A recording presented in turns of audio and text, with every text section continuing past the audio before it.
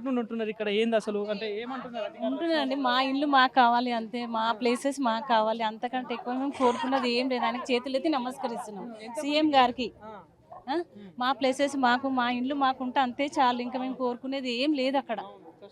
కష్టపడి రూపాయి మేము కష్టపడి ప్లేసెస్ కొనుక్కొని 30 lakhs పెట్టి కొనుక్కున్నాం. ప్లేస్ కొనుక్కొని మళ్ళీ 20 lakhs పెట్టి 50 lakhs వరకు మేము ఇప్పుడు వడ్డీలు కట్టుకుంటా చేస్తున్నాం కదా. మరి ఎట్లా ఇదంతా ఎందుకు? ఆయనకి ఇంత ప్రక్షాళన నువ్వు మూసి చేసుకో, ప్రక్షాళన వద్దని అంటలేము మేము. నిన్ను ఎందుకు ఎన్నుకున్నాము? నువ్వు మంచి గవర్నమెంట్ కావాలనే మేము ఎన్నుకున్నాం నిన్ను. లేకపోతే నిన్ను ఎందుకు ఇంత బాధ ఎందుకు పెడుతున్నాం? 3 రోజుల నుంచి మాకు అసలు వంట లేదు, భోజనం లేదు, ఏం లేదు. పొద్దున్న ఎప్పటి నుంచి 8:30 నుంచి ఇక్కడే కూర్చొని ఉంటున్నాం. ఏదో కొన్ని నీళ్ళు తాగుకుంటా బిస్కెట్లు తినుకుంటాం. పిల్లలు ఉంటారు, జాబ్ చేసే పిల్లలు ఉంటారు, కాలేజ్కి పోయే పిల్లలు ఉంటారు. వాళ్ళకు వంట చేయాలి. 3 రోజులు అండి, మొన్నటి నుంచి, నిన్న ఈ రోజు. అంటే ఎంతమంది ఎన్ని ఇండ్లకి ఇచ్చారని మార్కింగ్? అంటే అక్కడ నుంచి అండి, అక్కడ తెలియదు మనకు, అదంతా తెలియదు. ఇక్కడ అంతా మన ప్లేసే కదా, మన వాళ్ళే కదా, అంతా మనమే కదా, కాలనీ వాసులమే కదా. ఇట్లాంటి వైఖరి అంటే చాలా ప్రభుత్వాలు చూసే ఉంటారు మీరు. పాలన లేదు, అప్పుడు కూడా చూడకుండొచ్చు, చిన్నగా ఉండొచ్చు కాబట్టి మేము. కానీ ఇప్పుడు చూస్తున్నాం మేము పోలీస్ బలగాలతోని మీరు రావడం, పొద్దున్న లేసే మిమ్మల్ని చూసి మేము వెనకకి జరిగి మేము ఫోన్లు చేసుకొని రావడం, మా చుట్టాలకు చెప్పడం, అట్లాంటిది అంతా జరుగుతుంది. ఇది చెప్తున్నా. అసలు అయితే ఈ రోజు అయితే భోజనమే లేదు మాకు ఎవ్వరికి లేదు. ఒక పక్క ప్రజాపాలన అంటున్నారు, కాంగ్రెస్ ప్రభుత్వం అందరిని ఆదుకుంటారు. ఇదేమో ఏం చేస్తారండి మీరు? మూసి ప్రక్షాళన చేసి ఏం చేస్తారు చెప్పండి మాకు? మూసి ప్రక్షాళన చేసి నువ్వు చెయ్యి, అంతవరకు నువ్వు చెయ్యి. నీళ్ళు ఎట్టు పోతున్నాయి, నీళ్ళు ఎట్టొస్తున్నాయి, ఎవరు కబ్జా పెట్టిండ్రు, ఎవరేం చేసిండ్రు, అవన్నీ చేసుకొని మాట్లాడుకోండి.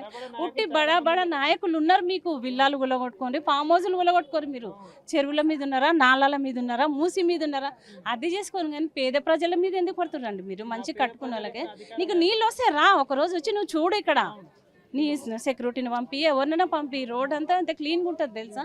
సిటీలో అన్నా మునుగుతుంది, కానీ మాకు అస్సలు మునగదు. ఇక్కడ ఎప్పుడు కూడా నీళ్ళు వచ్చిన పరిస్థితి రాదండి, అక్కడ వరకే ఉంటుంది. ఆ లోతు ఇంతవరకు ఉంది కదా, ఎంత ఫీట్లు ఉందో మాకు తెలియదు. FTL బఫర్ జోన్ అని అంటున్నారు.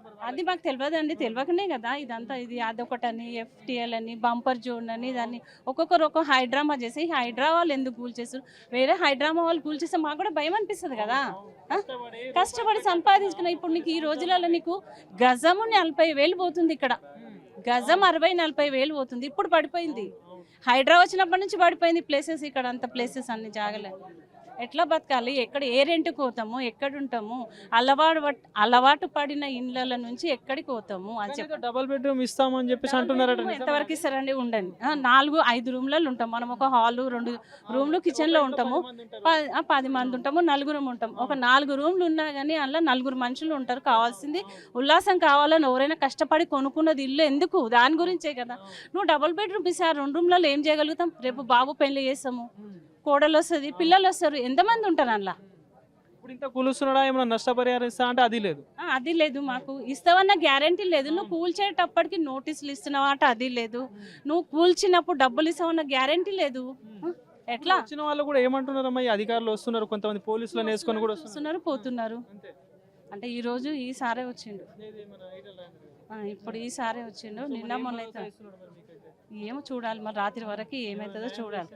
న్యాయం చేసే కానీ బీజేపీ వాళ్ళు కదండి, న్యాయం చేయొచ్చు, చేస్తే మనకు కూడా మంచిదే కదా. సో మరి ఇప్పుడు ఆ ప్రభుత్వానికి ఒకవేళ చెప్పుకోవాలన్నా కూడా, ఎందుకంటే మీరు గెలిపించిన ప్రభుత్వం, సో మరి చెప్పుకోవాలంటే ఏం చెప్తారు? ఎందుకంటే ఇప్పుడు అసలు దాని గురించి మాకు అది లేదు. మీరు కాయిదాలు చూపించండి. MRO వస్తున్నారు ఏమనంటే మీరు కాయిదాలు జించేసి కూడా అది కూడా నడిచేది. కాయిదాలు జించేసిరంటే మా ఆవేశం అట్లా వస్తుంది. మరి ఇప్పుడు ఇంటికి సంబంధించిన అన్ని రిజిస్ట్రేషన్ అవన్నీ ఉన్నాయి, అన్ని పత్రాలు ఉన్నాయి, అన్ని ఉన్నాయి. కరెంట్ ఉంది, నల్లా ఉంది, రిజిస్ట్రేషన్ ఉంది, అదేంది ట్యాక్సీ కూడా కట్టినాం. ఈ ఇయర్ది 24 ట్యాక్సీ కూడా కట్టినాం. ఇంకేం కావాలి మీకు? 24ది ట్యాక్సీ కట్టినాక నీకు ఏమి ఇబ్బంది అవుతుంది చెప్పు? మీకు నాలా అనుకుంటా, చెరువు నువ్వు మూసి ప్రక్షాళన చేస్తే చెయ్యి కొంచెం అంతా. నువ్వు చేసి దాని మీద ఏదైనా చేసుకో అంటే వెనకటి తరం వాళ్ళు ఏం చేయలేదా? ఇప్పుడేమొచ్చింది? ఎందుకు ఇంతగానం ఇంత లోపల ఉన్న ఇన్ని ఇండ్లు, ఇంత బిల్డింగ్లు ఉన్నాక కూల్చేస్తే పేద ప్రజల మీద ఎందుకు పడుతున్నాడు కావచ్చు?